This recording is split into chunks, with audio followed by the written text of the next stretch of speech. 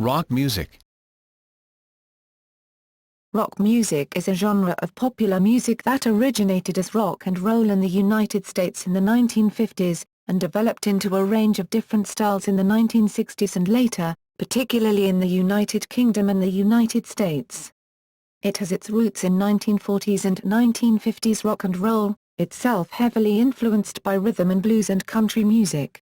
Rock music also drew strongly on a number of other genres such as blues and folk, and incorporated influences from jazz, classical and other musical sources. Musically, rock has centered on the electric guitar, usually as part of a rock group with electric bass guitar and drums. Typically, rock is song-based music usually with a 4/4-time signature using a verse-chorus form, but the genre has become extremely diverse. Like pop music, lyrics often stress romantic love but also address a wide variety of other themes that are frequently social or political in emphasis. The dominance of rock by white, male musicians has been seen as one of the key factors shaping the themes explored in rock music. Rock plays a higher degree of emphasis on musicianship, live performance, and an ideology of authenticity than pop music. By the late 1960s, referred to as the Golden Age, or classic rock period, a number of distinct rock music subgenres had emerged, including hybrids like blues rock, folk rock, country rock, and jazz rock fusion, many of which contributed to the development of psychedelic rock, which was influenced by the countercultural psychedelic scene. New genres that emerged from this scene included progressive rock, which extended the artistic elements; glam rock, which highlighted showmanship and visual style; and the diverse and enduring major subgenre of heavy metal, which emphasized volume, power, and speed. In the second half of the 1970s, punk rock both intensified and reacted against some of these trends to produce a raw, energetic form of music characterized by overt political and social critiques. Punk was an influence into the 1980s on the subsequent development of other subgenres, including new wave, post-punk and eventually the alternative rock movement. From the 1990s, alternative rock began to dominate rock music and break through into the mainstream in the form of grunge, Britpop, and indie rock. Further fusion subgenres have since emerged, including pop-punk, rap rock, and rap metal, as well as conscious attempts to revisit rock's history, including the garage rock post-punk and synth-pop revivals at the beginning of the new millennium. Rock music has also embodied and served as the vehicle for cultural and social movements, leading to major subcultures including mods and rockers in the UK and the hippie counterculture that spread out from San Francisco and the US in the 1960s. Similarly, 1970s punk culture spawned the visually distinctive goth and emo subcultures. Inheriting the folk tradition of the protest song, rock music has been associated with political activism as well as changes in social attitudes to race, sex and drug use, and is often seen as an expression of youth revolt against adult consumerism and conformity. Characteristics. The sound of rock is traditionally centered on the electric guitar, which emerged in its modern form in the 1950s with the popularization of rock and roll. The sound of an electric guitar in rock music is typically supported by an electric bass guitar pioneered in jazz music in the same era, and percussion produced from a drum kit that combines drums and cymbals. This trio of instruments has often been complemented by the inclusion of others, particularly keyboards such as the piano, Hammond organ and synthesizers. A group of musicians performing rock music is termed a rock band or rock group and typically consists of between 2 and 5 members. Classically, a rock band takes the form of a quartet whose members cover one or more roles, including vocalist, lead guitarist, rhythm guitarist, bass guitarist, drummer and occasionally that of keyboard player or other instrumentalist. Rock music is traditionally built on a foundation of simple unsyncopated rhythms in a 4/4 meter, with a repetitive snare drum backbeat on beats 2 and 4. Melodies are often derived from older musical modes, including the Dorian and Mixolydian, as well as major and minor modes. Harmonies range from the common triad to parallel fourths and fifths and dissonant harmonic progressions. Rock songs from the mid-1960s onwards often used the verse-chorus structure derived from blues and folk music, but there has been considerable variation from this model. Critics have stressed the eclecticism and stylistic diversity of rock. Because of its complex history and tendency to borrow from other musical and cultural forms, it has been argued that it is impossible to bind rock music to a rigidly delineated musical definition. Unlike many earlier styles of popular music, rock lyrics have dealt with a wide range of themes in addition to romantic love, including sex, rebellion against the establishment, social concerns and lifestyles. These themes were inherited from a variety of sources, including the Tin Pan Alley pop tradition, folk music and rhythm and blues. Music journalist Robert Christgau characterizes rock lyrics as a cool medium with simple diction and repeated refrains, and asserts that rock's primary function pertains to music, or, more generally, noise. The predominance of white, male and often middle-class musicians in rock music has often been noted, and rock has been seen as an appropriation of black musical forms for a young, white and largely male audience. As a result, it has been seen as articulating the concerns of this group in both style and lyrics. Since the term rock began to be used in preference to rock and roll from the mid-1960s, it has often been contrasted with pop music, with which it has shared many characteristics, but from which it is often distanced by an emphasis on musicianship, live performance and a focus on serious and progressive themes as part of an ideology of authenticity that is frequently combined with an awareness of the genre's history and development. According to Simon Frith, rock was something more than pop, something more than rock and roll. Rock musicians combined an emphasis on skill and technique with the romantic concept of art as artistic expression, original and sincere. In the new millennium, the term rock has sometimes been used as a blanket term including forms such as pop music, reggae music, soul music, and even hip-hop, with which it has been influenced but often contrasted through much of its history. Origins. Rock and roll. The foundations of rock music are in rock and roll, which originated in the United States during the late 1940s and early 1950s, and quickly spread to much of the rest of the world. Its immediate origins lay in a melding of various black musical genres of the time, including rhythm and blues and gospel music, with country and western. In 1951, Cleveland, Ohio disc jockey Alan Freed began playing rhythm and blues music for a multiracial audience, and is credited with first using the phrase rock and roll to describe the music. Debate surrounds which record should be considered the first rock and roll record. Contenders include Gary Carter's Rock a While, 1949. Jimmy Preston's Rock the Joint, 1949, which was later covered by Bill Haley and his Comets in 1952. And Rock at 88 by Jackie Brenston and his Delta Cats. In fact, Ike Turner and his band The Kings of Rhythm, recorded by Sam Phillips for Sun Records in 1951. 4 years later, Bill Haley's Rock Around the Clock, 1955, became the first rock and roll song to top Billboard magazine's main sales and airplay charts, and opened the door worldwide for this new wave of popular culture. It has been argued that That's All Right, Mama, 1954, Elvis Presley's first single for Sun Records in Memphis, was the first rock and roll record, but, at the same time, Big Joe Turner's Shake, Rattle and Roll, later covered by Haley, was already at the top of the Billboard R&B charts. Other artists with early rock and roll hits included Chuck Berry, Bo Diddley, Fats Domino, Little Richard, Jerry Lee Lewis, and Gene Vincent. Soon rock and roll was the major force in American record sales, and crooners, such as Eddie Fisher, Perry Como, and Patti Page, who had dominated the previous decade of popular music, found their access to the pop charts significantly curtailed. Rock and roll has been seen as leading to a number of distinct subgenres, including rockabilly, combining rock and roll with hillbilly country music, which was usually played and recorded in the mid-1950s by white singers such as Carl Perkins, Jerry Lee Lewis, Buddy Holly, and with the greatest commercial success, Elvis Presley. In contrast, doo-wop placed an emphasis on multi-part vocal harmonies and meaningless backing lyrics, from which the genre later gained its name, which were usually supported with light instrumentation and had its origins in 1930s and 40s African American vocal groups. Acts like the Crows, the Penguins, the El Dorados and the Turbans all scored major hits, and groups like the Platters, with songs including The Great Pretender, 1955, and the Coasters with humorous songs like Yakky to Yak, 1958, ranked among the most successful rock and roll acts of the period.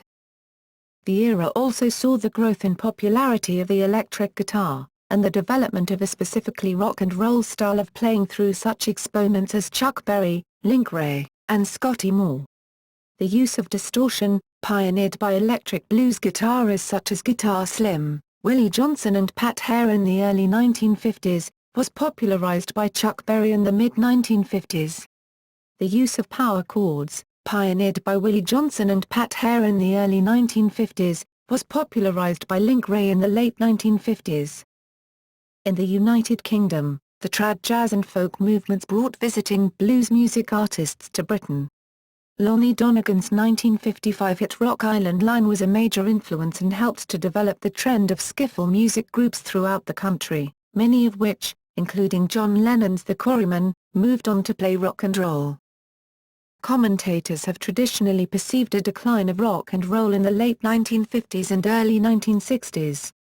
By 1959, the death of Buddy Holly, the Big Bopper and Ritchie Valens in a plane crash, the departure of Elvis for the Army, the retirement of Little Richard to become a preacher, prosecutions of Jerry Lee Lewis and Chuck Berry and the breaking of the payola scandal, which implicated major figures, including Alan Freed, in bribery and corruption in promoting individual acts or songs, gave a sense that the rock and roll era established up to that point had come to an end. In between years. The period of the later 1950s and early 1960s, between the end of the initial period of innovation and what became known in the U.S. as the British invasion, has traditionally been seen as an era of hiatus for rock and roll. More recently, some authors have emphasized important innovations and trends in this period without which future developments would not have been possible. While early rock and roll, particularly through the advent of rockabilly, saw the greatest commercial success for male and white performers, in this era the genre was dominated by black and female artists. Rock and roll had not disappeared at the end of the 1950s and some of its energy can be seen in the twist dance craze of the early 60s. Mainly benefiting the career of Chubby Checker. Having died down in the late 1950s, doo-wop enjoyed a revival in the same period, with hits for acts like the Marcells, the Capris, Maurice Williams and SHEP in the limelights. The rise of girl groups like the Chantels, the Shirelles and the Crystals placed an emphasis on harmonies and polished production that was in contrast to earlier rock and roll. Some of the most significant girl group hits were products of the Brill Building sound, named after the block in New York where many songwriters were based, which included the #1 hit for the Shirelles Will You Love Me Tomorrow in 1960, penned by the partnership of Jerry Goffin and Carole King. Cliff Richard had the first British rock and roll hit with Move It, effectively ushering in the sound of British rock. At the start of the 1960s, his backing group The Shadows was the most successful group recording instrumentals. While rock and roll was fading into lightweight pop and ballads, British rock groups at clubs and local dances, heavily influenced by blues rock pioneers like Alexis Corner, were starting to play with an intensity and drive seldom found in white American acts. Also significant was the advent of soul music as a major commercial force. Developing out of rhythm and blues with a re-injection of gospel music and pop, led by pioneers like Ray Charles and Sam Cooke from the mid-1950s, by the early 60s figures like Marvin Gaye, James Brown, Aretha Franklin, Curtis Mayfield and Stevie Wonder were dominating the R&B charts and breaking through into the main pop charts, helping to accelerate their desegregation, while Motown and Stax Volt Records were becoming major forces in the record industry. All of these elements, including the close harmonies of doo-wop and girl groups, the carefully crafted songwriting of the Brill Building sound and the polished production values of soul, have been seen as influencing the Merseybeat sound, particularly the early work of the Beatles, and through them the form of later rock music. Some historians of music have also pointed to important and innovative technical developments that built on rock and roll in this period, including the electronic treatment of sound by such innovators as Joe Meek, and the elaborate production methods of the wall of sound pursued by Phil Spector. Surf music. The instrumental rock and roll pioneered by performers such as Duane Eddy, Link Wray, and The Ventures was developed by Dick Dale, who added distinctive wet reverb, rapid alternate picking, as well as Middle Eastern and Mexican influences, producing the regional hit Let's Go Trippin' in 1961 and launching the surf music craze, following up with songs like My Zyla, 1962. Like Dale and his Deltones, most early surf bands were formed in Southern California, including the Bel Airs, the Challengers, and Eddie and the Showmen. The Shantays scored a top 10 national hit with Pipeline in 1963, and probably the best-known surf tune was 1963's Wipeout, by the Safaris, which hit number 2 and number 10 on the Billboard charts in 1965. Groups which crossed over to this genre included the Astronauts, from Boulder, Colorado, the Trashmen, from Minneapolis, Minnesota, who had a number 4 hit with Surfin' Bird in 1964, and the Rivieras from South Bend, Indiana, who reached number 5 in 1964 with California Sun.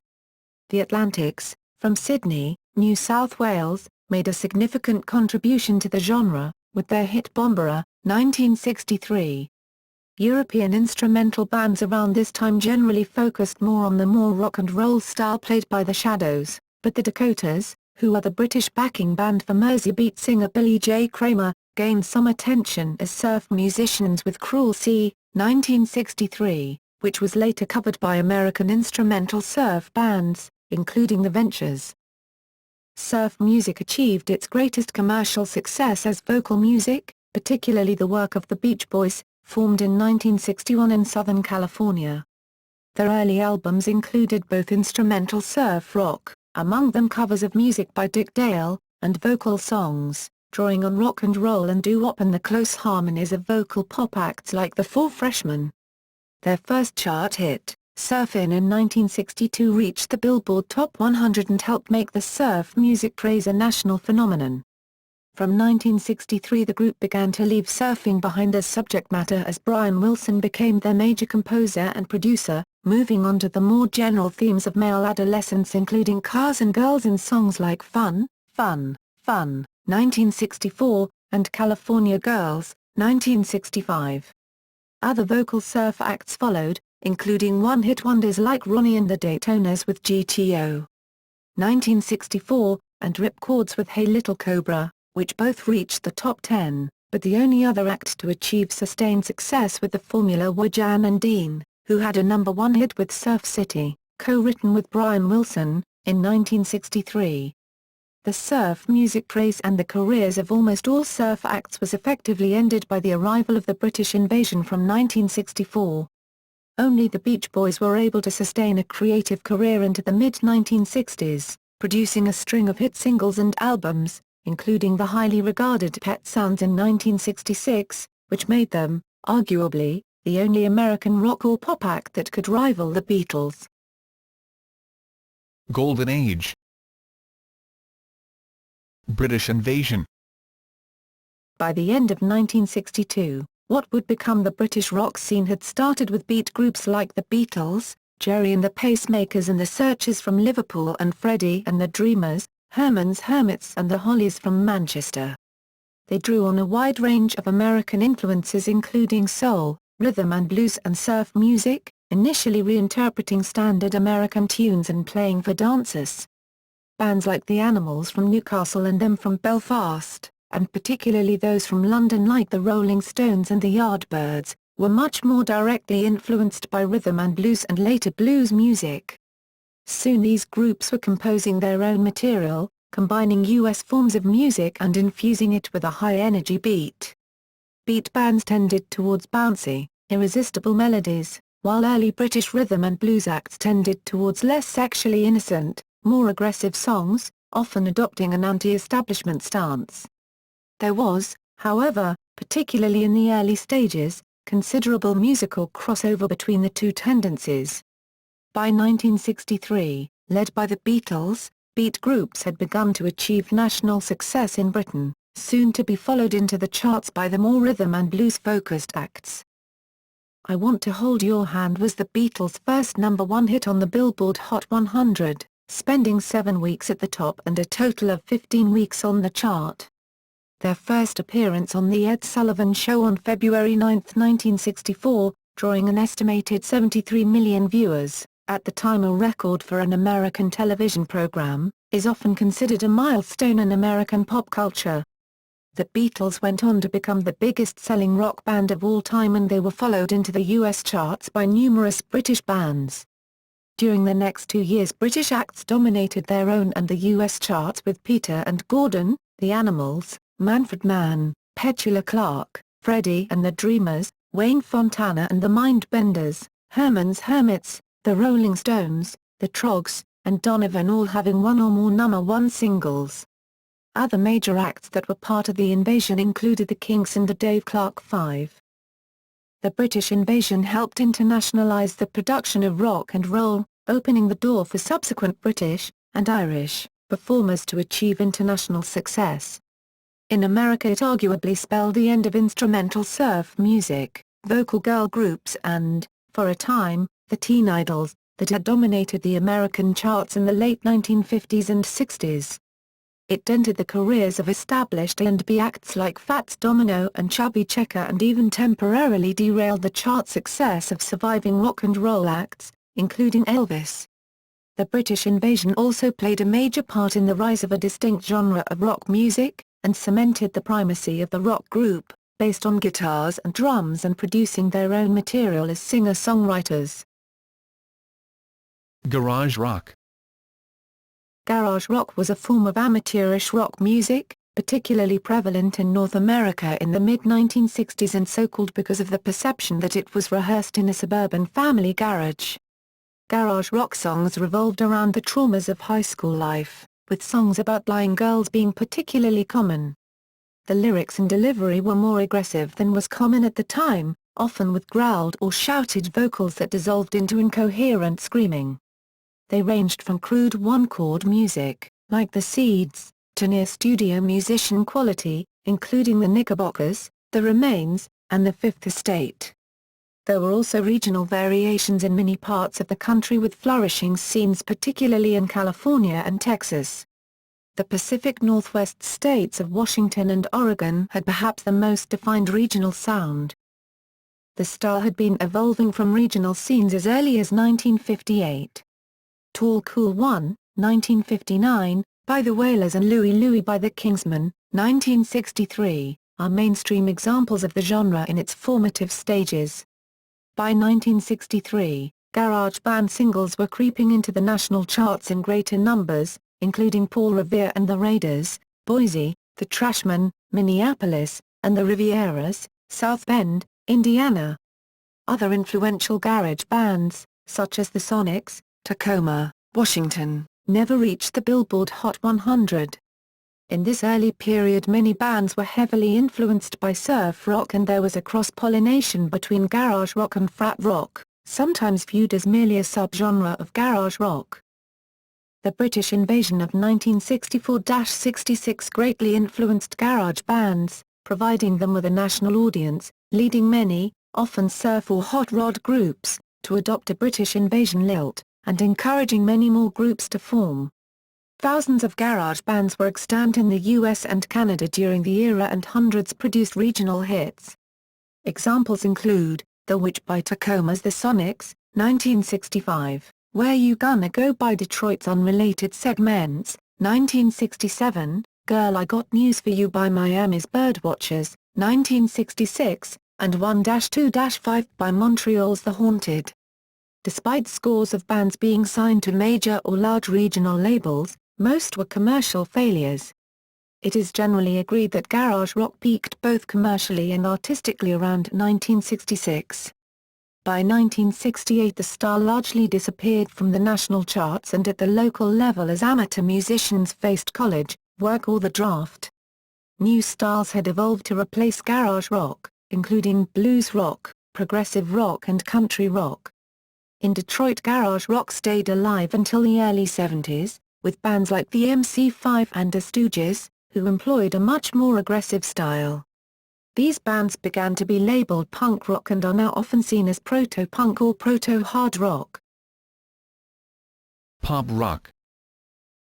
The term pop has been used since the early 20th century to refer to popular music in general, but from the mid-1950s it began to be used for a distinct genre, aimed at a youth market, often characterized as a softer alternative to rock and roll. In the aftermath of the British invasion, from about 1967, it was increasingly used in opposition to the term rock music, to describe a form that was more commercial, ephemeral and accessible. In contrast, rock music was seen as focusing on extended works, particularly albums, was often associated with particular subcultures, like the counterculture of the 1960s, placed an emphasis on artistic values and authenticity, stressed live performance and instrumental or vocal virtuosity, and was often seen as encapsulating progressive developments rather than simply reflecting existing trends. Nevertheless, much pop and rock music has been very similar in sound, instrumentation and even lyrical content. The terms pop rock and power pop have been used to describe more commercially successful music that uses elements from, or the form of, rock music. Pop rock has been defined as an upbeat variety of rock music represented by artists such as Elton John, Paul McCartney, the Everly Brothers, Rod Stewart, Chicago, and Peter Frampton.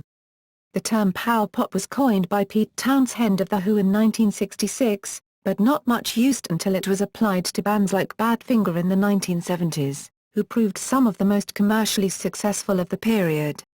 Throughout its history there have been rock acts that have used elements of pop, and pop artists who have used rock music as a basis for their work, or striven for rock authenticity. Blues rock.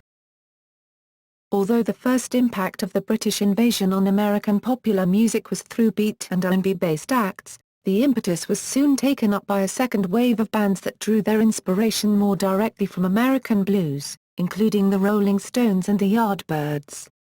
British blues musicians of the late 1950s and early 60s had been inspired by the acoustic playing of figures such as Lead Belly, who was a major influence on the skiffle craze, and Robert Johnson. Increasingly they adopted a loud amplified sound, often centered on the electric guitar, based on the Chicago blues, particularly after the tour of Britain by Muddy Waters in 1958, which prompted Cyril Davis and guitarist Alexis Corner to form the band Blues Incorporated. The band involved and inspired many of the figures of the subsequent British blues boom, including members of the Rolling Stones and Cream, combining blues standards and forms with rock instrumentation and emphasis.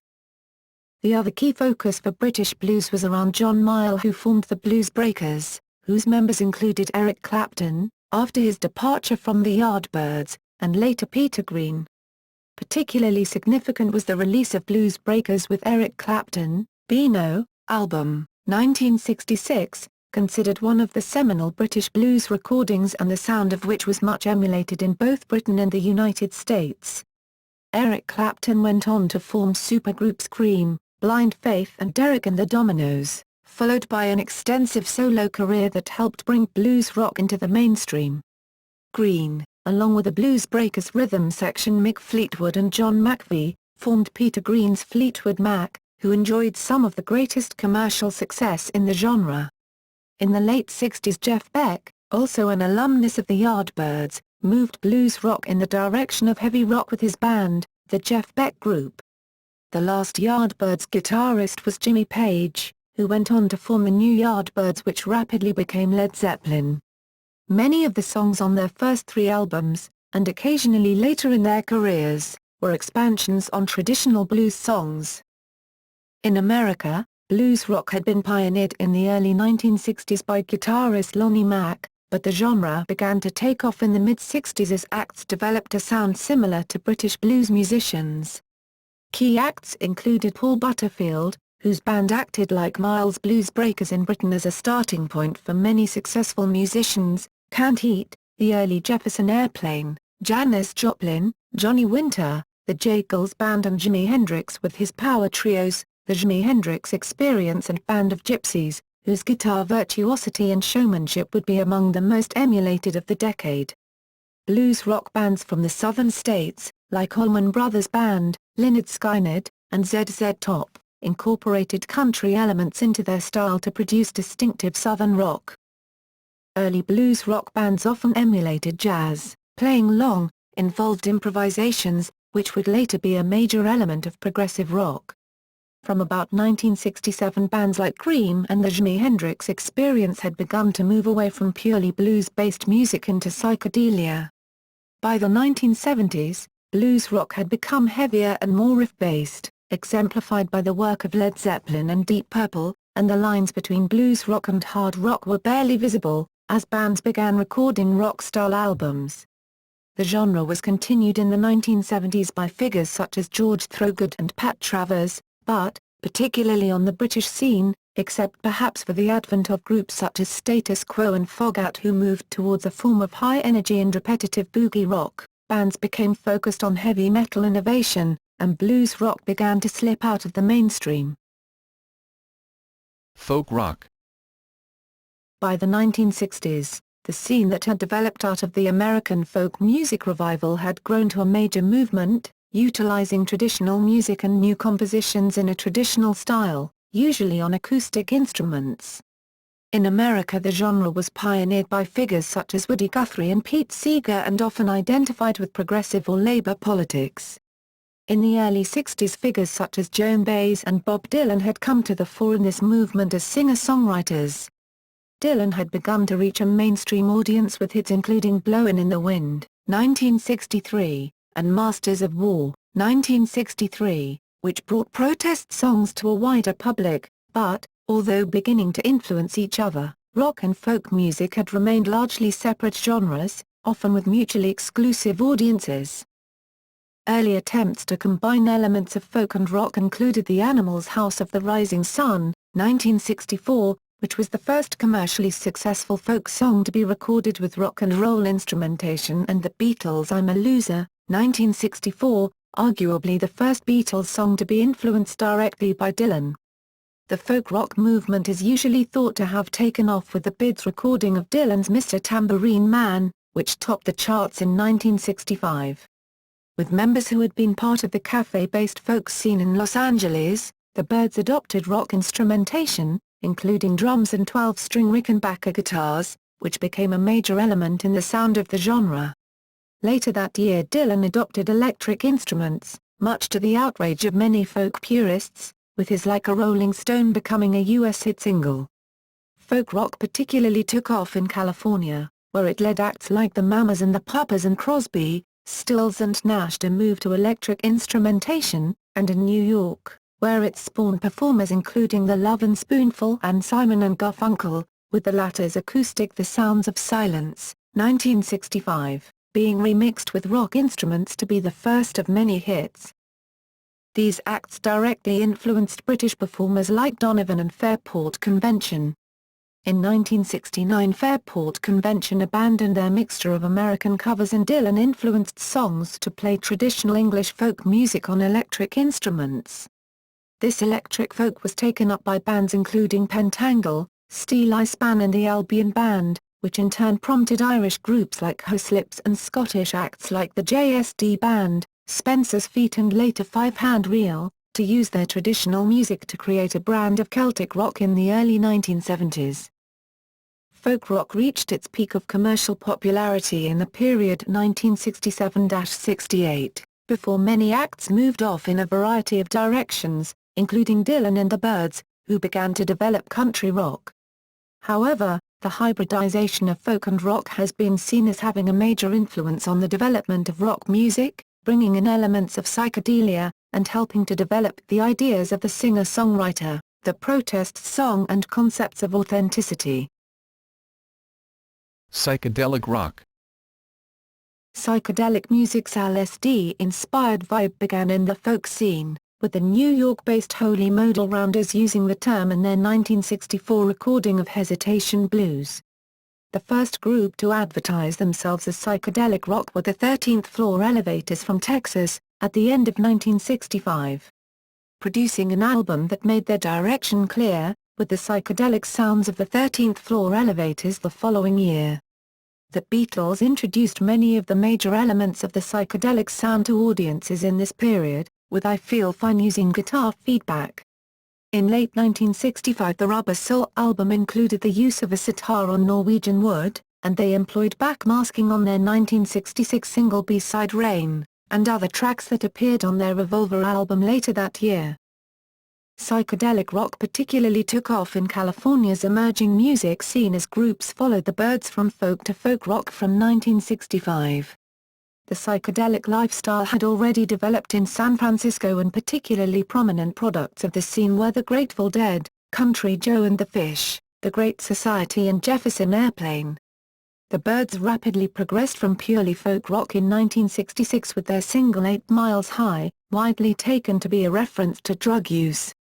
In Britain arguably the most influential band in the genre were the Yardbirds, who, with Jeff Beck as their guitarist, increasingly moved into psychedelic territory, adding up-tempo improvised rave-ups, Gregorian chant and world music influences to songs including Still I'm Sad, 1965, and Over Under Sideways Down, 1966. From 1966 the UK underground scene based in North London, supported new acts including Pink Floyd, Traffic and Soft Machine. The same year saw Donovan's folk-influenced hit album Sunshine Superman, considered one of the first psychedelic pop records, as well as the debuts of blues rock band Scream and the Jimi Hendrix Experience, whose extended guitar-heavy jams became a key feature of psychedelia. Psychedelic rock reached its apogee in the last years of the decade. 1967 saw the Beatles release their definitive psychedelic statement in Sgt. Pepper's Lonely Hearts Club Band, including the controversial track Lucy in the Sky with Diamonds, and the Rolling Stones responded later that year with their Satanic Majesty's Request. Pink Floyd produced what is usually seen as their best psychedelic work, The Piper at the Gates of Dawn. In America the Summer of Love was prefaced by the Human Being event and reached its peak at the Monterey Pop Festival, the latter helping to make major American stars of Jimi Hendrix and The Who, whose single I Can See for Miles delved into psychedelic territory. Key recordings included Jefferson Airplane's Surrealistic Pillow and The Doors' Strange Days. These trends climaxed in the 1969 Woodstock Festival, which saw performances by most of the major psychedelic acts, but by the end of the decade psychedelic rock was in retreat. Brian Wilson of the Beach Boys, Brian Jones of the Rolling Stones, Peter Green of Fleetwood Mac and Syd Barrett of Pink Floyd were early acid casualties. The Jimi Hendrix Experience and Cream broke up before the end of the decade, and many surviving acts moved away from psychedelia into more back-to-basics roots rock, the wider experimentation of progressive rock, or riff-laden heavy rock. Progression. Roots rock. Roots rock is the term now used to describe a move away from what some saw as the excesses of the psychedelic scene, to a more basic form of rock and roll that incorporated its original influences, particularly country and folk music, leading to the creation of country rock and southern rock. In 1966 Bob Dylan went to Nashville to record the album Blonde on Blonde. This, and subsequent more clearly country-influenced albums, have been seen as creating the genre of country folk, a route pursued by a number of, largely acoustic, folk musicians. Other acts that followed the back-to-basics trend were the Canadian group The Band and the California-based Creedence Clearwater Revival, both of which mixed basic rock and roll with folk, country and blues, to be among the most successful and influential bands of the late 1960s. The same movement saw the beginning of the recording careers of Californian solo artists like R.Y. Kuda, Bonnie Raitt and Lowell George, and influenced the work of established performers such as the Rolling Stones' Beggar's Banquet, 1968, and the Beatles' Let It Be, 1970. In 1968 Graham Parsons recorded Safe at Home with the International Submarine Band, arguably the first true country rock album. Later that year he joined the Byrds for Sweetheart of the Rodeo, 1968, generally considered one of the most influential recordings in the genre. The Byrds continued in the same vein, but Parsons left to be joined by another ex-Byrds member Chris Hillman in forming the Flying Burrito Brothers, who helped establish the respectability and parameters of the genre, before Parsons departed to pursue a solo career. Bands in California that adopted country rock included Hearts and Flowers, Poco and New Riders of the Purple Sage, the Beau Brummels and the Nitty Gritty Dirt Band. Some performers also enjoyed a renaissance by adopting country sounds, including the Everly Brothers. One-time teen idol Rick Nelson, who became the frontman for the Stone Canyon Band. Former Monkey Mike Nesmith, who formed the first national band. And Neil Young. The Dillards were, unusually, a country act, who moved towards rock music. The greatest commercial success for country rock came in the 1970s, with artists including the Doobie Brothers, Emmylou Harris, Linda Ronstadt and the Eagles, made up of members of the Burritos, Poco and Stone Canyon Band, who emerged as one of the most successful rock acts of all time, producing albums that included Hotel California, 1976. The founders of Southern rock are usually thought to be the Allman Brothers Band, who developed a distinctive sound, largely derived from blues rock, but incorporating elements of boogie, soul, and country in the early 1970s. The most successful act to follow them were Lynyrd Skynyrd, who helped establish the good old boy image of the subgenre and the general shape of 1970s guitar rock. Their successors included the fusion progressive instrumentalists Dixie Dregs, the more country-influenced Outlaws, jazz-leaning Wet Willie and, incorporating elements of R&B and gospel, the Ozark Mountain Daredevils. After the loss of original members of the Allmans and Lynyrd Skynyrd, the genre began to fade in popularity in the late 1970s, but was sustained in the 1980s with acts like 38 Special, Molly Hatchet and the Marshall Tucker Band. Progressive rock. Progressive rock, a term sometimes used interchangeably with art rock, was an attempt to move beyond established musical formulas by experimenting with different instruments, song types, and forms. From the mid-1960s, the Left Bank, the Beatles, the Rolling Stones and the Beach Boys had pioneered the inclusion of harpsichords, wind and string sections on their recordings to produce a form of baroque rock, and can be heard in singles like Procol Harum's A Whiter Shade of Pale, 1967, with its Bach-inspired introduction. The Moody Blues used a full orchestra on their album Days of Future Past, 1967, and subsequently created orchestral sounds with synthesizers. Classical orchestration, keyboards and synthesizers were a frequent addition to the established rock format of guitars, bass and drums in subsequent progressive rock. Instrumentals were common, while songs with lyrics were sometimes conceptual, abstract, or based in fantasy and science fiction. The Pretty Things' SF Sorrow, 1968, The Who's Tommy, 1969, and The King's Arthur, or The Decline and Fall of the British Empire, 1969, introduced the format of rock operas and opened the door to concept albums, often telling an epic story or tackling a grand overarching theme. King Crimson's 1969 debut album, In the Court of the Crimson King, which mixed powerful guitar riffs and mellotron, with jazz and symphonic music, is often taken as the key recording in progressive rock, helping the widespread adoption of the genre in the early 1970s among existing blues rock and psychedelic bands, as well as newly formed acts. The vibrant Canterbury scene saw acts following Soft Machine from psychedelia, through jazz influences, toward more expansive hard rock, including Caravan, Hatfield and the North, Gong, and National Health. Greater commercial success was enjoyed by Pink Floyd, who also moved away from psychedelia after the departure of Syd Barrett in 1968, with The Dark Side of the Moon, 1973, seen as a masterpiece of the genre, becoming one of the best-selling albums of all time. There was an emphasis on instrumental virtuosity, with Yes showcasing the skills of both guitarist Steve Howe and keyboard player Rick Wakeman, while Emerson, Lake and Palmer were a supergroup who produced some of the genre's most technically demanding work. Jethro Tull and Genesis both pursued very different, but distinctly English, brands of music. Renaissance, formed in 1969 by ex-Yardbirds Jim McCarty and Keith Relf, evolved into a high-concept band featuring the three-octave voice of Annie Haslam. Most British bands depended on a relatively small cult following, but a handful, including Pink Floyd, Genesis and Jethro Tull, managed to produce top 10 singles at home and break the American market. The American brand of prog rock varied from the eclectic and innovative Frank Zappa, Captain Beefheart and Blood, Sweat and Tears, to more pop-rock-orientated bands like Boston, Foreigner, Kansas, Journey and Styx.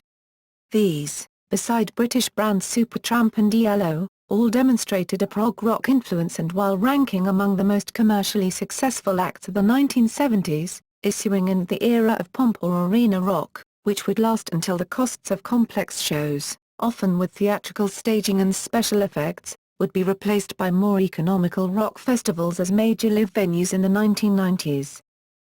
The instrumental strand of the genre resulted in albums like Mike Oldfield's Tubular Bells, 1973, the first record, and worldwide hit, for the Virgin Records label, which became a mainstay of the genre.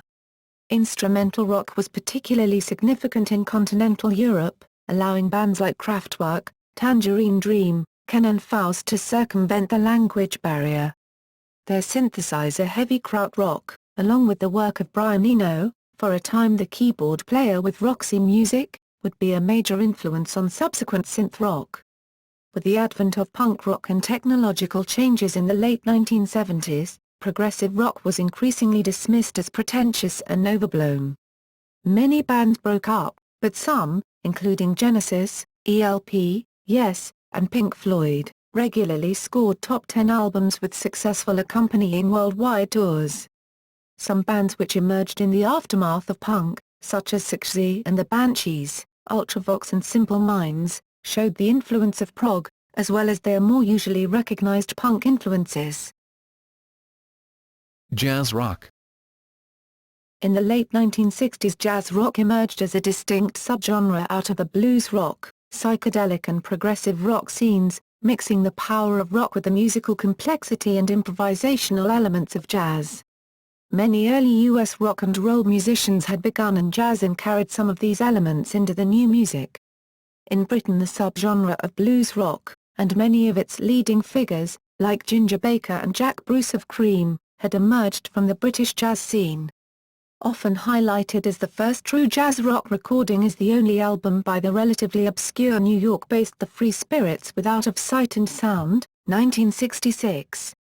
The first group of bands to self-consciously use the label were R&B-oriented white rock bands that made use of jazzy horn sections, like Electric Flag, Blood, Sweat and Tears and Chicago, to become some of the most commercially successful acts of the later 1960s and early 1970s.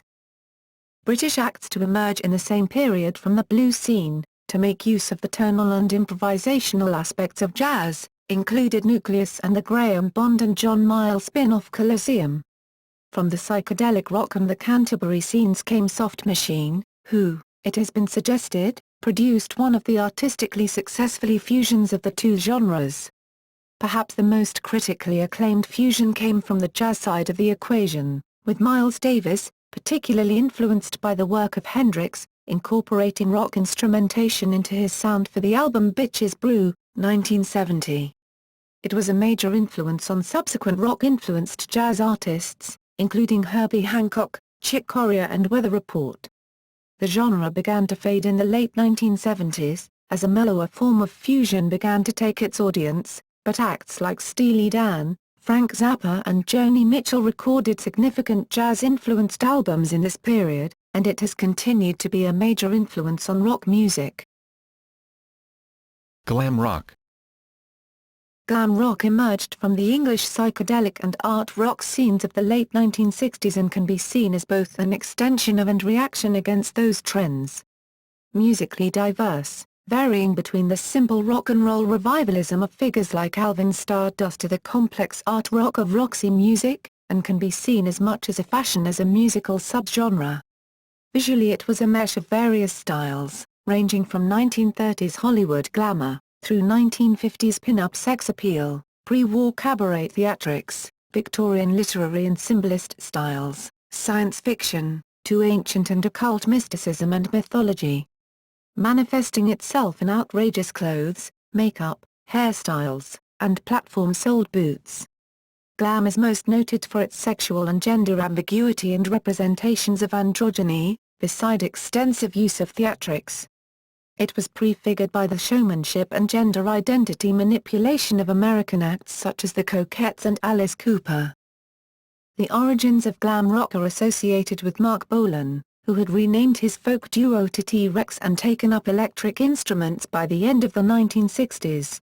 Often cited as the moment of inception is his appearance on the UK TV programme Top of the Pops in December 1970 wearing glitter, to perform what would be his first #1 single Ride a White Swan.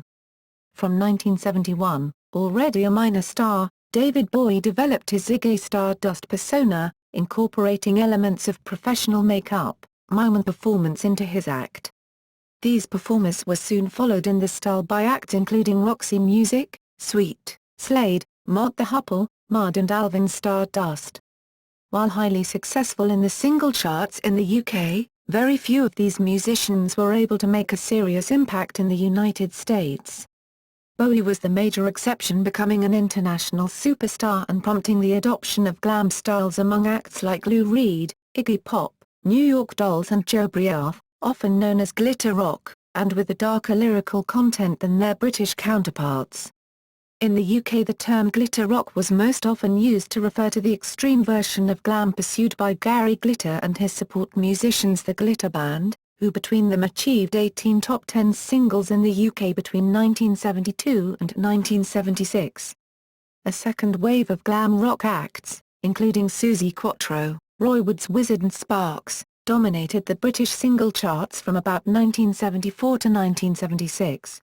Existing acts, some not usually considered central to the genre, also adopted glam styles, including Rod Stewart, Elton John, Queen and, for a time, even the Rolling Stones. It was also a direct influence on acts that rose to prominence later, including Kiss and Adamant, and less directly on the formation of gothic rock and glam metal as well as on punk rock, which helped end the fashion for glam from about 1976. Glam has since enjoyed sporadic modest revivals through bands such as Chainsaw Kittens, The Darkness and in R&B crossover act Prince. Soft rock, hard rock and early heavy metal. From the late 1960s it became common to divide mainstream rock music into soft and hard rock. Soft rock was often derived from folk rock, using acoustic instruments and putting more emphasis on melody and harmonies. Major artists included Carole King, Cat Stevens and James Taylor. It reached its commercial peak in the mid to late 70s with acts like Billy Joel, America and the reformed Fleetwood Mac, whose Rumours, 1977, was the best-selling album of the decade.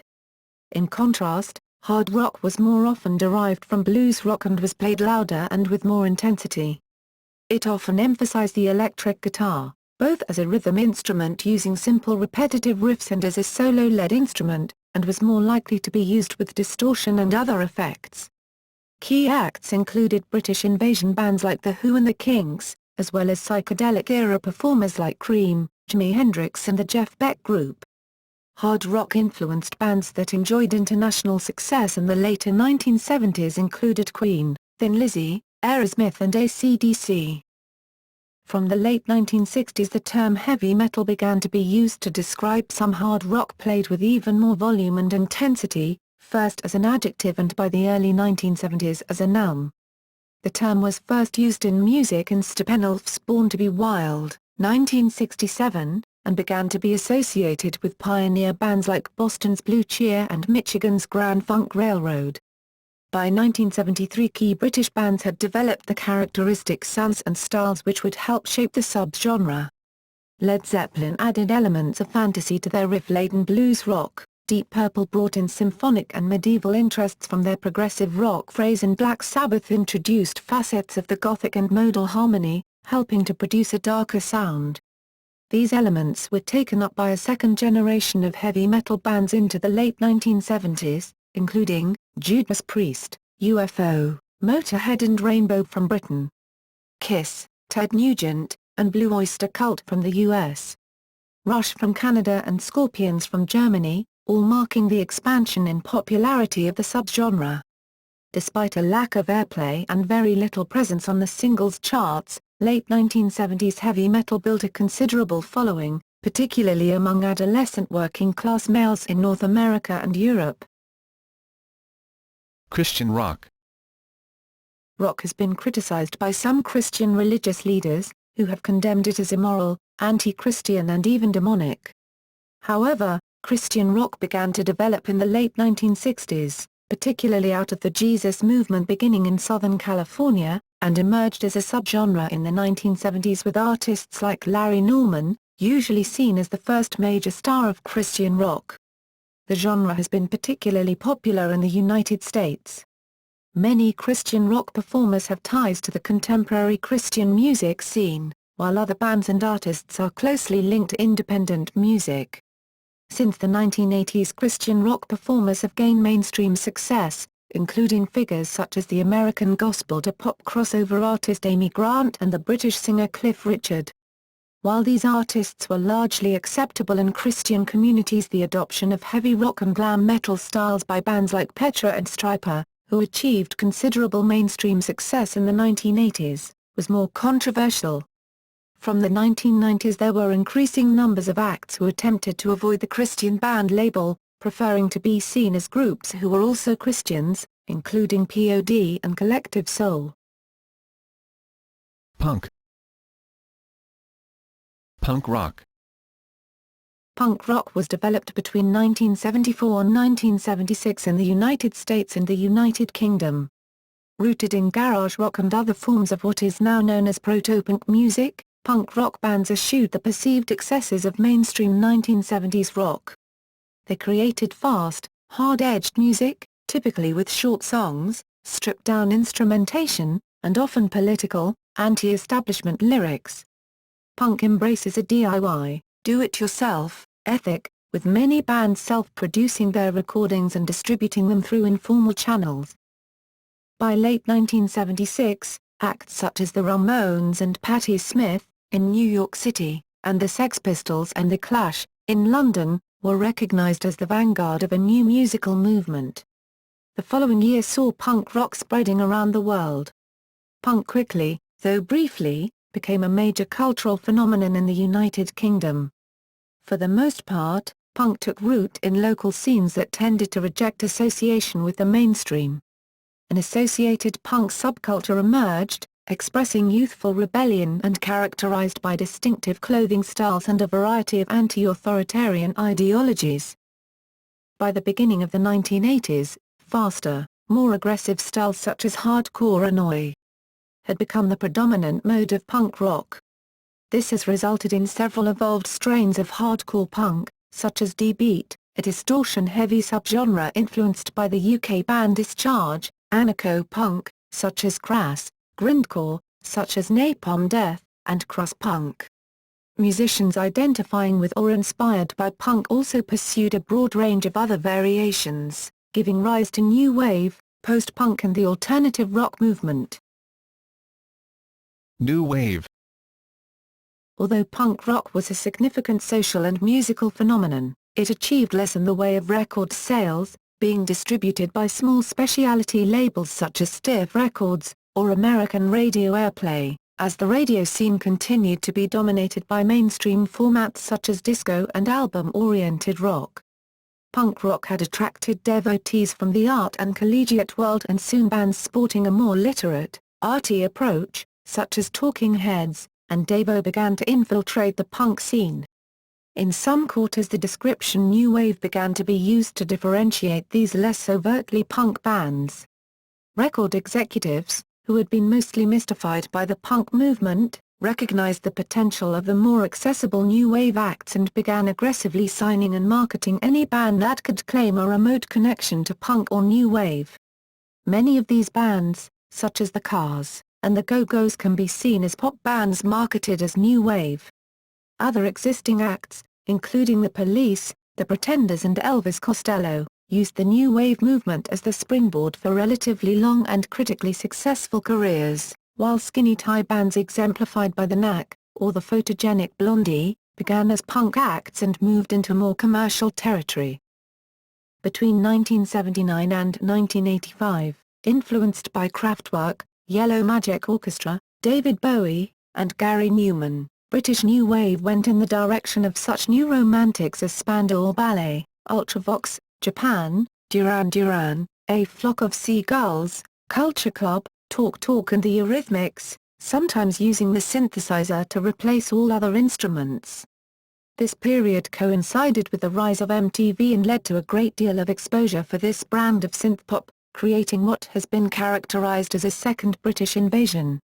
Some more traditional rock bands adapted to the video age and profited from MTV's airplay, most obviously Dire Straits, whose Money for Nothing gently poked fun at the station, despite the fact that it had helped make them international stars, but in general guitar-oriented rock was commercially eclipsed. Post-punk.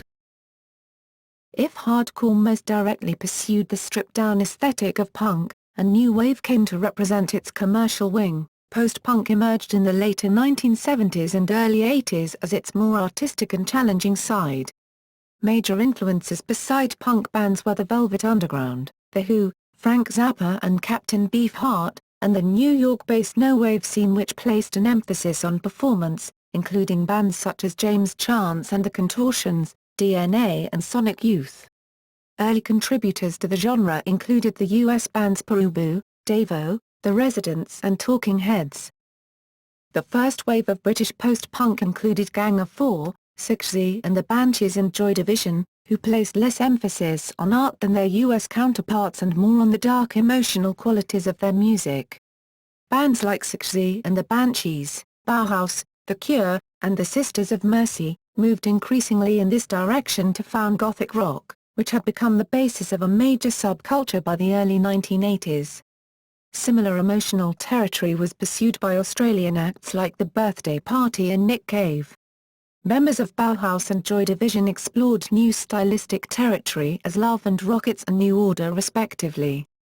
Another early post-punk movement was the industrial music developed by British bands Throbbing Gristle and Cabaret Voltaire, and New York-based Suicide, using a variety of electronic and sampling techniques that emulated the sound of industrial production and which would develop into a variety of forms of post-industrial music in the 1980s.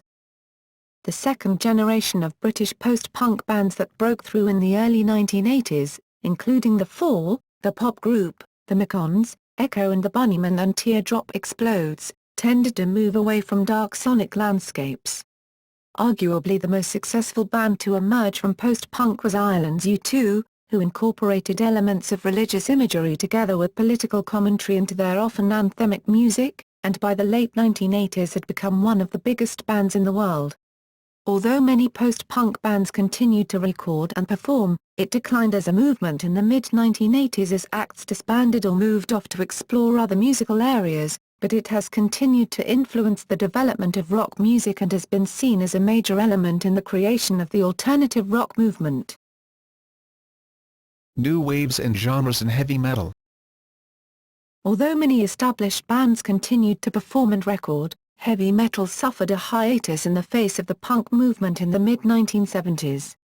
Part of the reaction saw the popularity of bands like Motorhead, who had adopted a punk sensibility, and Judas Priest, who created a stripped-down sound, largely removing the remaining elements of blues music, from their 1978 album Stained Class.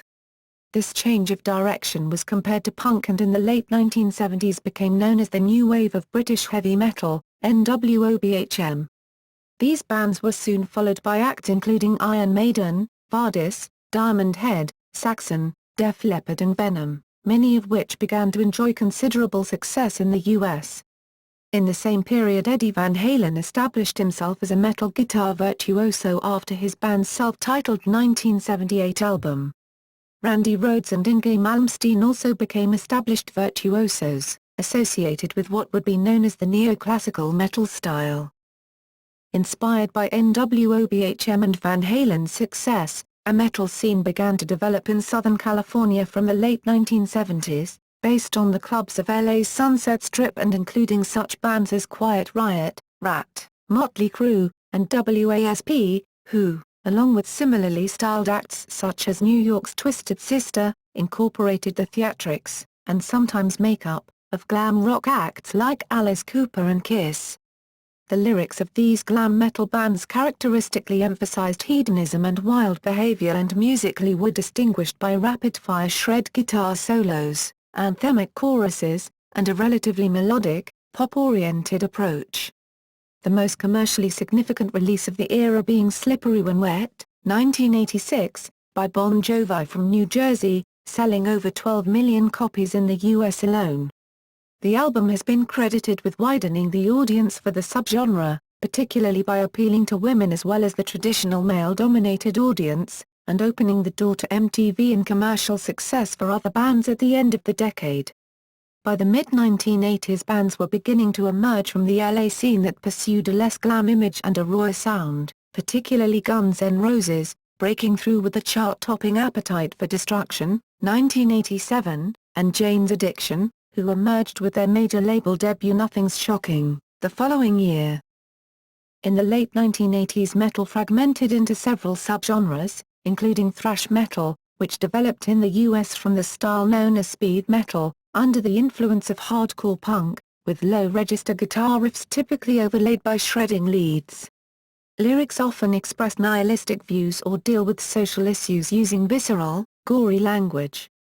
It was popularized by the Big Four of thrash: Metallica, Anthrax, Megadeth, and Slayer. Death metal developed out of thrash, particularly influenced by the bands Venom and Slayer. Florida's death and the Bay Area's possessed emphasized lyrical elements of blasphemy, diabolism and millenarianism, with vocals usually delivered as guttural death growls, high-pitched screaming, complemented by down-tuned, highly distorted guitars and extremely fast double bass percussion. Black metal, again influenced by Venom and pioneered by Denmark's Merciful Fate, Switzerland's Hellhammer and Celtic Frost, and Sweden's Bathory, had many similarities in sound to death metal, but was often intentionally low-fi in production and placed greater emphasis on satanic and pagan themes. Bathory were particularly important in inspiring the further subgenres of Viking metal and folk metal. Power metal emerged in Europe in the late 1980s as a reaction to the harshness of death and black metal and was established by Germany's Helloween, who combined a melodic approach with thrash's speed and energy. England's Dragon Force and Florida's Iced Earth have a sound indebted to NWOBHM, while acts such as Florida's Camelot, Finland's Nightwish, Italy's Rhapsody of Fire, and Russia's Catharsis feature a keyboard-based symphonic sound, sometimes employing orchestras and opera singers. In contrast to other subgenres, doom metal, influenced by gothic rock, slowed down the music, with bands like England's Pagan Altar and Witchfinder General and the United States Pentagram, St. Vitus and Trouble, emphasizing melody, down-tuned guitars, a thick and heavier sound and a sepulchral mood.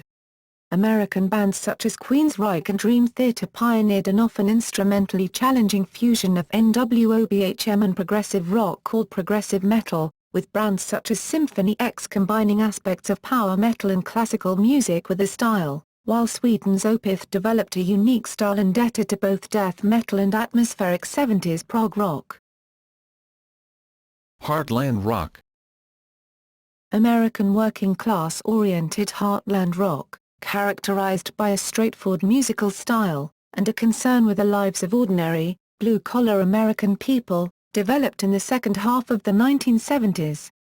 The term heartland rock was first used to describe Midwestern arena rock groups like Kansas, REO Speedwagon and Styx, but which came to be associated with a more socially concerned form of roots rock more directly influenced by folk, country and rock and roll. It has been seen as an American Midwest and Rust Belt counterpart to West Coast country rock and the Southern rock of the American South. Led by figures who had initially been identified with punk and new wave, it was most strongly influenced by acts such as Bob Dylan, The Byrds, Creedence Clearwater Revival and Van Morrison, and the basic rock of 60s garage and the Rolling Stones.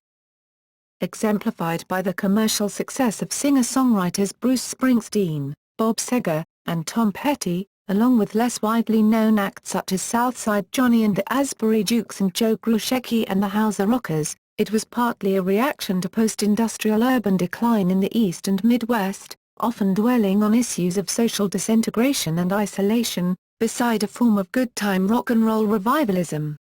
The genre reached its commercial, artistic and influential peak in the mid-1980s, with Springsteen's Born in the USA, 1984, topping the charts worldwide and spawning a series of top 10 singles, together with the arrival of artists including John Mellencamp, Steve Earle and more gentle singer-songwriters such as Bruce Hornsby.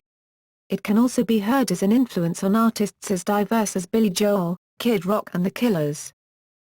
Heartland rock faded away as a recognized genre by the early 1990s, as rock music in general, and blue-collar and white working-class themes in particular, lost influence with younger audiences, and as Heartland's artists turned to more personal works.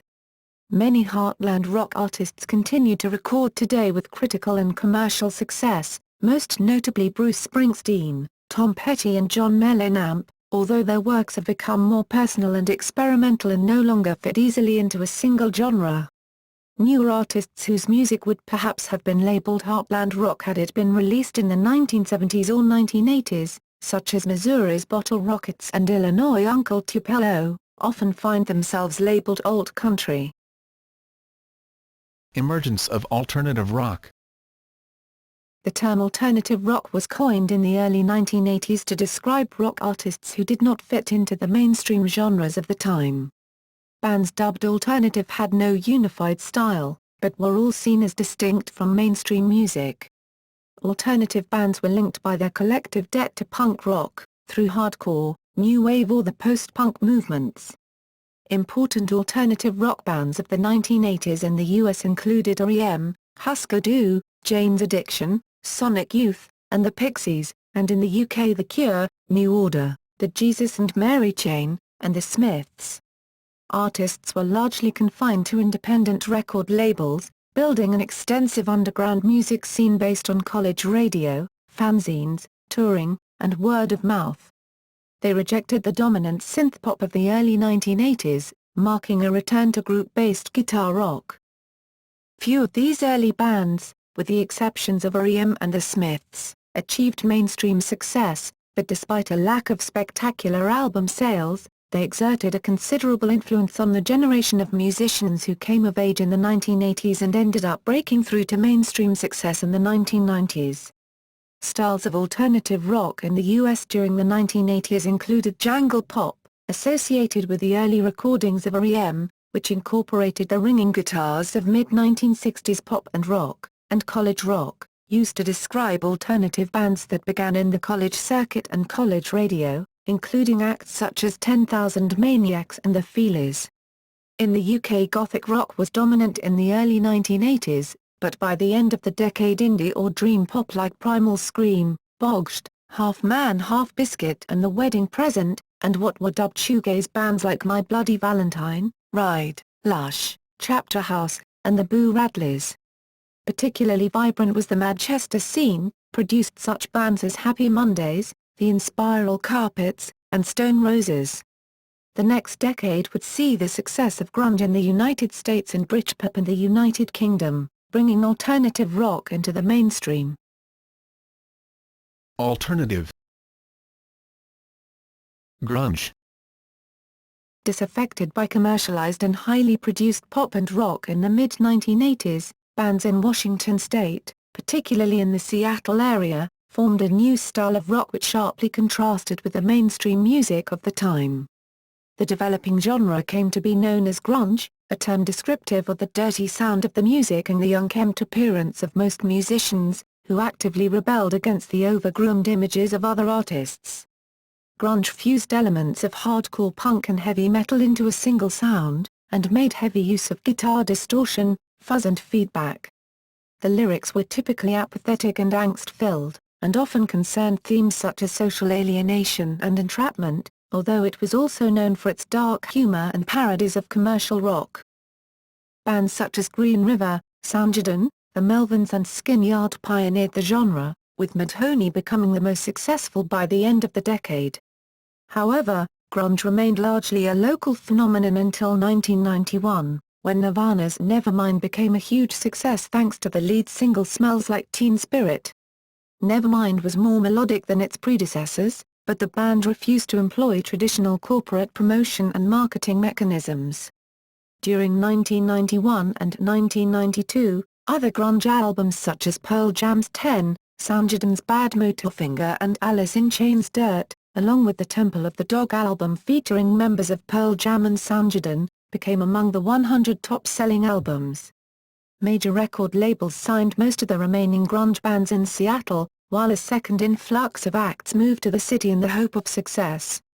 However, with the death of Kurt Cobain and the subsequent breakup of Nirvana in 1994, touring problems for Pearl Jam and the departure of Alice in Chains lead singer Lane Staley in 1996, the genre began to decline, partly to be overshadowed by Britpop and more commercial-sounding post-grunge.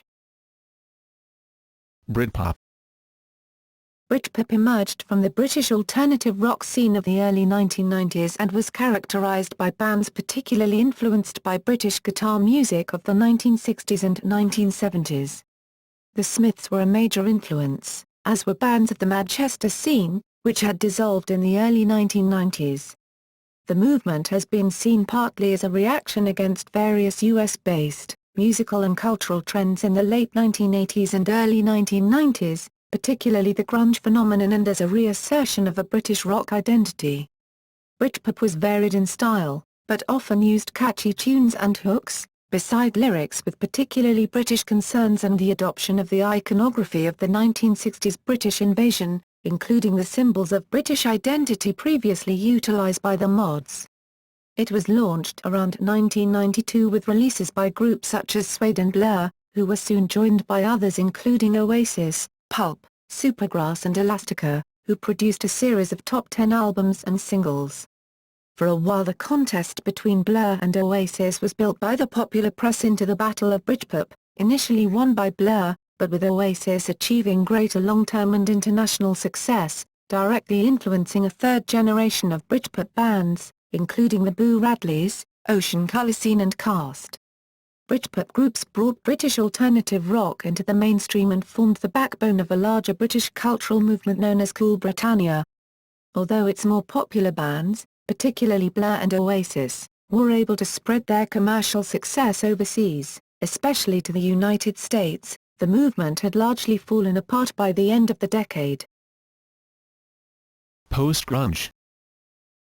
The term post-grunge was coined for the generation of bands that followed the emergence into the mainstream and subsequent hiatus of the Seattle grunge bands. Post-grunge bands emulated their attitudes and music, but with a more radio-friendly commercially oriented sound. Often they worked through the major labels and came to incorporate diverse influences from jangle pop, pop-punk, alternative metal or hard rock. The term post-grunge was meant to be pejorative, suggesting that they were simply musically derivative, or a cynical response to an authentic rock movement. From 1994, former Nirvana drummer Dave Grohl's new band, the Foo Fighters, helped popularize the genre and define its parameters.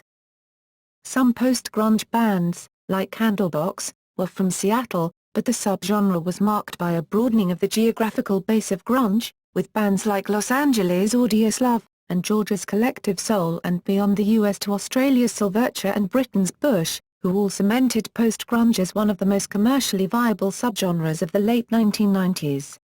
Although male bands predominated, female solo artist Alanis Morissette's 1995 album Jagged Little Pill, labeled as post-grunge, also became a multi-platinum hit. Bands like Creed and Nickelback took post-grunge into the 21st century with considerable commercial success, abandoning most of the angst and anger of the original movement for more conventional anthems, narratives and romantic songs, and were followed in this vein by new acts including Shinedown, Seether, Three Doors Down and Puddle of Mudd. Pop-punk. The origins of 1990s pop-punk can be seen in the more song-oriented bands of the 1970s punk movement like the Buzzcocks and The Clash, commercially successful new wave acts such as The Jam and The Undertones, and the more hardcore-influenced elements of alternative rock in the 1980s. Pop-punk tends to use power pop melodies and chord changes with speedy punk tempos and loud guitars. Punk music provided the inspiration for some California-based bands on independent labels in the early 1990s, including Rancid, Pennywise, Weezer and Green Day. In 1994 Green Day moved to a major label and produced the album Dookie, which found a new, largely teenage, audience and proved a surprise diamond-selling success, leading to a series of hit singles, including 2 number ones in the US. They were soon followed by the eponymous debut from Weezer, which spawned 3 top 10 singles in the US. This success opened the door for the multi-platinum sales of metallic punk band The Offspring with Smash, 1994. This first wave of pop-punk reached its commercial peak with Green Day's Nimrod, 1997, and The Offspring's Americana, 1998. A second wave of pop-punk was spearheaded by Blink-182, with their breakthrough album Enema of the State, 1999, followed by bands such as Good Charlotte, Bowling for Soup and Sum 41, who made use of humor in their videos and had a more radio-friendly tone to their music, while retaining the speed, some of the attitude and even the look of 1970s punk.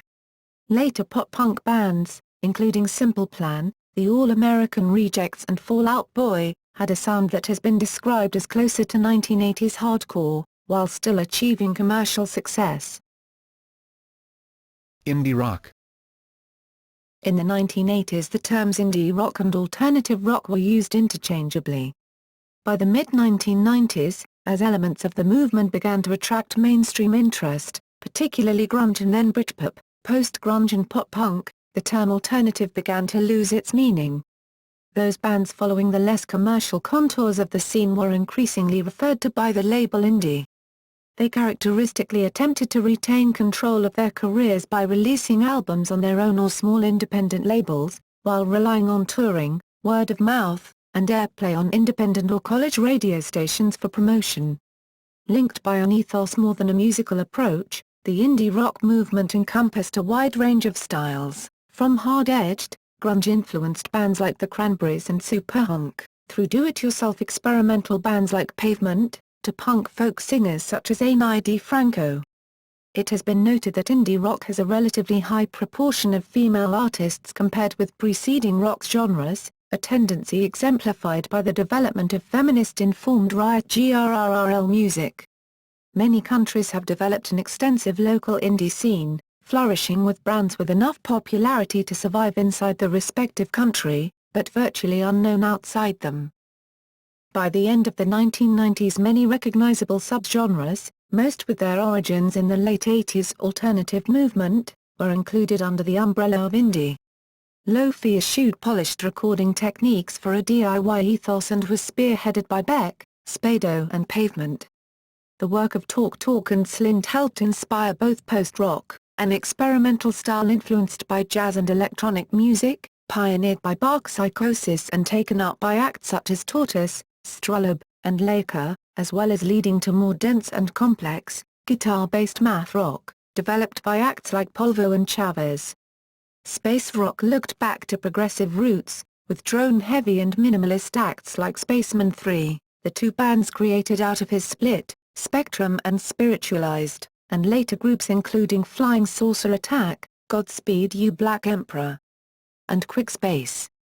In contrast, sadcore emphasized pain and suffering through melodic use of acoustic and electronic instrumentation in the music of bands like American Music Club and Red House Painters, while the revival of Baroque pop reacted against lo-fi and experimental music by placing an emphasis on melody and classical instrumentation, with artists like Arcade Fire, Bell and Sebastian and Rufus Wainwright. Alternative metal, rap rock and nu metal. Alternative metal emerged from the hardcore scene of alternative rock in the US in the later 1980s, but gained a wider audience after grunge broke into the mainstream in the early 1990s. Early alternative metal bands mixed a wide variety of genres with hardcore and heavy metal sensibilities, with acts like Jane's Addiction and Primus utilizing prog rock, Soundgarden and Corrosion of Conformity using garage punk, the Jesus Lizard and Helmet mixing noise rock, Ministry and Nine Inch Nails influenced by industrial music, Monster Magnet moving into psychedelia, Pantera, Sepultura and White Zombie creating groove metal, while Biohazard and Faith No More turned to hip-hop and rap. Hip-hop had gained attention from rock acts in the early 1980s, including The Clash with the Magnificent Seven, 1981, and Blondie with Rapture, 1981. Early crossover acts included Run DMC and the Beastie Boys. Detroit rapper Esham became known for his acid rap style, which fused rapping with a sound that was often based in rock and heavy metal. Rappers who sampled rock songs included Ice-T, The Fat Boys, LL Cool J, Public Enemy and Houdini. The mixing of thrash metal and rap was pioneered by Anthrax on their 1987 comedy-influenced single I'm the Man.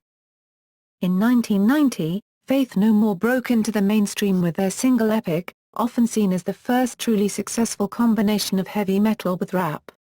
This paved the way for the success of existing bands like 24-7 Spies and Living Colour, and new acts including Rage Against the Machine and Red Hot Chili Peppers, who all fused rock and hip-hop among other influences. Among the first wave of performers to gain mainstream success as rap rock were 311, Bloodhound Gang, and Kid Rock. A more metallic sound, nu metal, was pursued by bands including Limp Bizkit, Korn and Slipknot. Later in the decade this style, which contained a mix of grunge, punk, metal, rap and turntable scratching, spawned a wave of successful bands like Linkin Park, P.O.D. and Staind, who were often classified as rap metal or nu metal, the first of which are the best-selling band of the genre. In 2001, nu metal reached its peak with albums like Staind's Break the Cycle, P.O.D.'s Satellite, Slipknot's Iowa and Linkin Park's Hybrid Theory. New bands also emerged like Disturbed, Godsmack and Papa Roach, whose major label debut Infest became a platinum hit.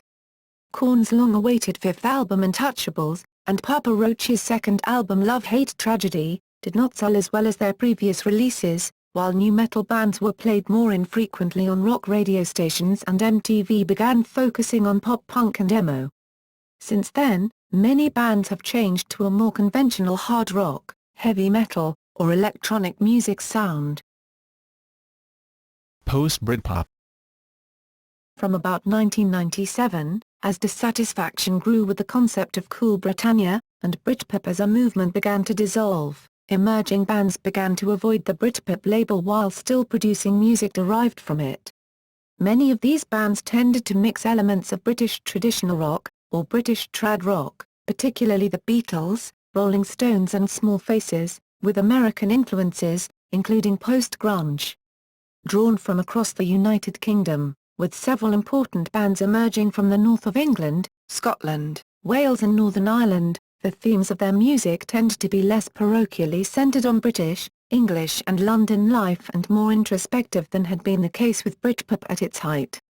This, beside a greater willingness to engage with the American press and fans, may have helped some of them in achieving international success.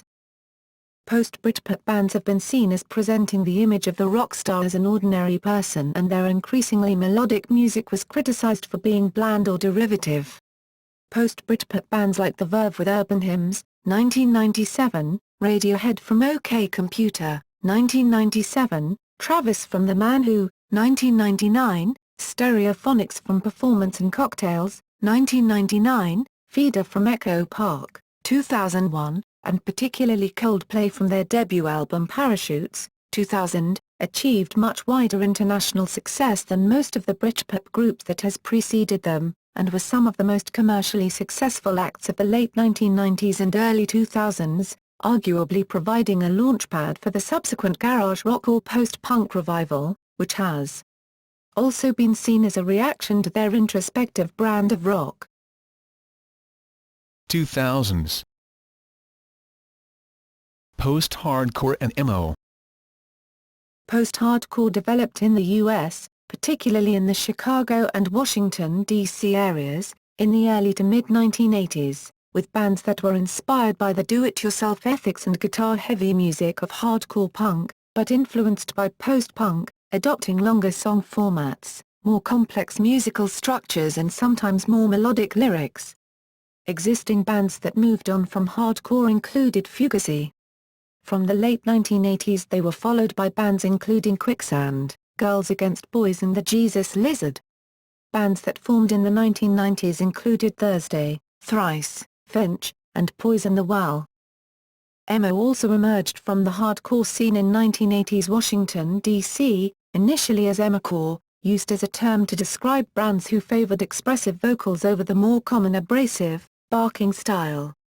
The style was pioneered by bands Rites of Spring and Embrace, the last formed by Ian MacKaye, whose Dischord Records became a major center for the emerging DCMO scene, releasing work by Rites of Spring, Diagnosty, Nation of Ulysses and Fugazi. Fugazi emerged as the definitive early emo band, gaining a fan base among alternative rock followers, not least for their overtly anti-commercial stance. The early emo scene operated as an underground, with short-lived bands releasing small-run vinyl records on tiny independent labels. The mid-90s sound of emo was defined by bands like Jawbreaker and Sunny Day Real Estate, who incorporated elements of grunge and more melodic rock. Only after the breakthrough of grunge and pop-punk into the mainstream did emo come to wider attention with the success of Weezer's Pinkerton, 1996, album, which utilized pop-punk. Late 1990s bands drew on the work of Fugazi, SDRE, Jawbreaker and Weezer, including The Promise Ring, The Get Up Kids, Braid, Texas Is the Reason, Joan of Arc, Jets to Brazil and most successfully Jimmy Eat World, and by the end of the millennium it was one of the more popular indie styles in the U.S. Emo broke into mainstream culture in the early 2000s with the platinum-selling success of Jimmy Eat World's Bleed American, 2001, and Dashboard Confessional's The Places You Have Come to Fear the Most, 2003. The new emo had a much more mainstream sound than in the 90s and a far greater appeal amongst adolescents than its earlier incarnations. At the same time, use of the term emo expanded beyond the musical genre, becoming associated with fashion, a hairstyle and any music that expressed emotion. The term emo has been applied by critics and journalists to a variety of artists, including multi-platinum acts such as Fall Out Boy and My Chemical Romance and disparate groups such as Paramore and Panic at the Disco, even when they protest the label. By 2003 post-hardcore bands had also caught the attention of major labels and began to enjoy mainstream success in the album charts. A number of these bands were seen as a more aggressive offshoot of emo and given the often vague label of screamo. Around this time, a new wave of post-hardcore bands began to emerge onto the scene that incorporated more pop-punk and alternative rock styles into their music, including The Used, Hawthorne Heights, Senses Fail, From First to Last and Emery, and Canadian bands Silverstein and Alexis Onfire. British bands like Funeral for a Friend, The Blackout and Enter Shikari also made headway. Garage rock post-punk revival. In the early 2000s, a new group of bands that played a stripped-down and back-to-basics version of guitar rock emerged into the mainstream. They were variously characterized as part of a garage rock, post-punk or new wave revival. Because the bands came from across the globe, cited diverse influences, from traditional blues, through new wave to grunge, and adopted differing styles of dress, their unity as a genre has been disputed. There had been attempts to revive garage rock and elements of punk in the 1980s and 1990s, and by 2000 scenes had grown up in several countries. The Detroit rock scene included the Von Bondies, Electric Six, the Dirt Bombs and the Detroit Cobras, and that of New York Radio 4, Yeah Yeah Yeahs and The Rapture. Elsewhere, other lesser-known acts such as Billy Childish and the Buff Medways from Britain, the International Noise Conspiracy from Sweden, the 5.6.7.8s from Japan, and the Oblivions from Memphis enjoyed underground, regional or national success. The commercial breakthrough from these scenes was led by four bands: The Strokes, who emerged from the New York club scene with their debut album Is This It?, 2001. The White Stripes, from Detroit, with their third album White Blood Cells, 2001. The Hives from Sweden after their compilation album Your New Favorite Band, 2001. And the Vines from Australia with Highly Evolved, 2002. They were christened by the media as the Bands, and dubbed the saviors of rock and roll, leading to accusations of hype. A second wave of bands that gained international recognition due to the movement included Black Rebel Motorcycle Club, The Killers, Interpol and Kings of Leon from the US, The Libertines, Arctic Monkeys, Block Party, Editors, Franz Ferdinand and Placebo from the UK, Jet from Australia and the Datsuns and the D4 from New Zealand. Contemporary heavy metal, metalcore and retro metal. By the new millennium, Scandinavia had emerged as one of the areas producing innovative and successful bands, while Belgium, Holland and especially Germany were the most significant markets. Established continental metal bands that placed multiple albums in the top 20 of the German charts between 2003 and 2008, including Finnish band Children of Bodom, Norwegian act Dimmu, Germany's Blind Guardian and Sweden's Hammer 4. Metalcore, originally an American hybrid of thrash metal and hardcore punk, emerged as a commercial force in the mid-2000s. It was rooted in the crossover thrash style developed 2 decades earlier by bands such as Suicidal Tendencies, Dirty Rotten Imbeciles, and Stormtroopers of Death and remained an underground phenomenon through the 1990s. Early bands include Earth Crisis, Converge, Hatebreed and Shai Hulud. Killswitch engages the end of Heartache and Shadows Falls the War Within to debut at number 21 and number 20, respectively, on the Billboard album chart. Bullet for My Valentine, from Wales, broke into the top 5 in both the US and British charts with Scream Aim Fire, 2008. Metalcore bands have received prominent slots at Ozzfest and the Download Festival. Lamb of God, with a related blend of metal styles, reached number 2 on the Billboard charts in 2009 with Wrath. The success of these bands and others such as Trivium, who have released both metalcore and straight-ahead thrash albums, and Mastodon, who played in a progressive sludge style, inspired claims of a metal revival in the United States, dubbed by some critics the new wave of American heavy metal. Its roots have been traced to the music of acts like Pantera, Biohazard and Machine Head, drawing on New York hardcore, thrash metal and punk, helping to inspire a move away from the nu metal of the early 2000s and a return to riffs and guitar solos. The term retro metal has been applied to such bands as Texas-based The Sword, California's High on Fire, Sweden's Witchcraft, and Australia's Wolfmother. The Sword's Age of Winters, 2006, drew heavily on the work of Black Sabbath and Pentagram, while Witchcraft added elements of folk rock and psychedelic rock, and Wolfmother's self-titled 2005 debut album combined elements of the sounds of Deep Purple and Led Zeppelin. Digital electronic rock. In the 2000s, as computer technology became more accessible and music software advanced, it became possible to create high-quality music using little more than a single laptop computer. This resulted in a massive increase in the amount of home-produced electronic music available to the general public via the expanding Internet, and new forms of performance such as laptronica and live coding. These techniques also began to be used by existing bands, as with industrial rock act Nine Inch Nails' album Year Zero, 2007, and by developing genres that mixed rock with digital techniques and sounds, including indie electronic, electroclash, dance punk and new rave. Indie electronic, which had begun in the early 1990s with bands like Stereolab and Disco Inferno, took off in the new millennium as the new digital technology developed, with acts including Broadcast from the UK, Justice from France, Lali Puna from Germany and the Postal Service, and Ratatat from the US, mixing a variety of indie sounds with electronic music, largely produced on small independent labels.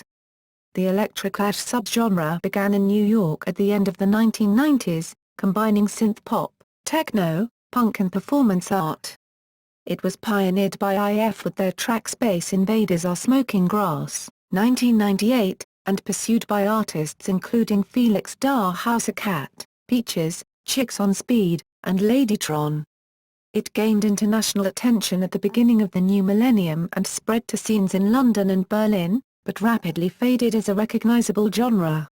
Dance punk, mixing post-punk sounds with disco and funk, had developed in the 1980s, but it was revived among some bands of the garage rock post-punk revival in the early years of the new millennium, particularly among New York acts such as Liars, The Rapture and Radio 4, joined by dance-oriented acts who adopted rock sounds such as Out Hard. In Britain the combination of indie with dance punk was dubbed New Rave in publicity for Klaxons, and the term was picked up and applied by the NME to bands including Trash Fashion, New Young Pony Club, Hadouken! Late of the Pier, Test Icicles and Shite Disco, forming a scene with a similar visual aesthetic to earlier rave music.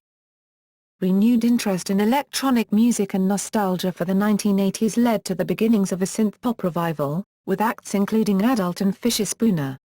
Indiana, 2003-4. It began to move into the mainstream with Ladytron, The Postal Service, Cut Copy, The Bravery and, with most commercial success, The Killers, all producing records that incorporated vintage synthesizer sounds and styles which contrasted with the dominant sounds of post-grunge and nu metal.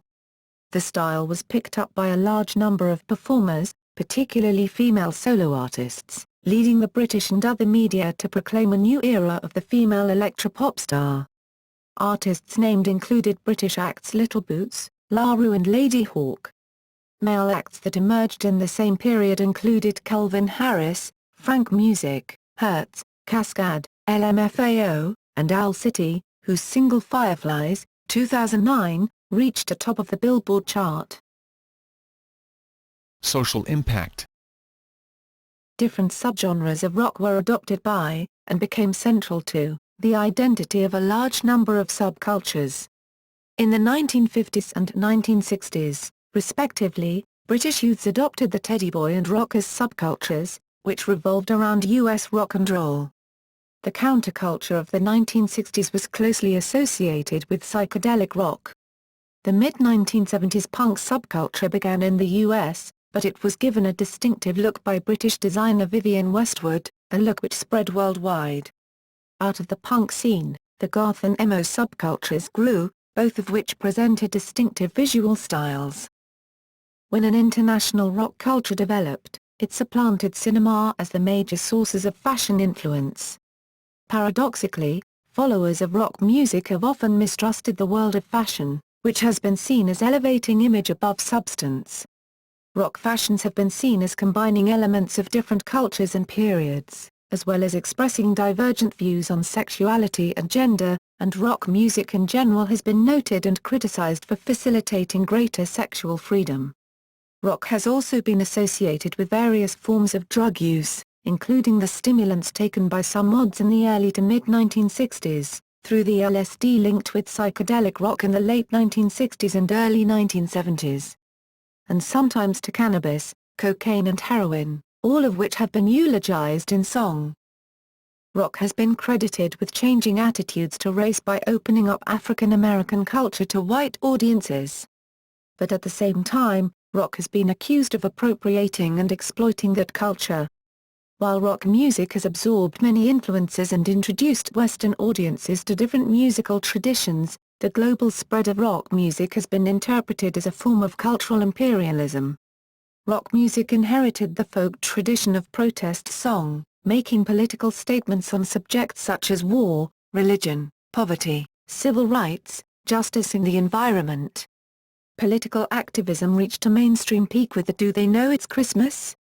single, 1984, and Live Aid concert for Ethiopia in 1985, which, while successfully raising awareness of world poverty and funds for aid, have also been criticized, along with similar events, for providing a stage for self-aggrandizement and increased profits for the rock stars involved. Since its early development, rock music has been associated with rebellion against social and political norms, most obviously in early rock and roll's rejection of an adult-dominated culture, the counterculture's rejection of consumerism and conformity, and punk's rejection of all forms of social convention. However, it can also be seen as providing a means of commercial exploitation of such ideas and of diverting youth away from political action.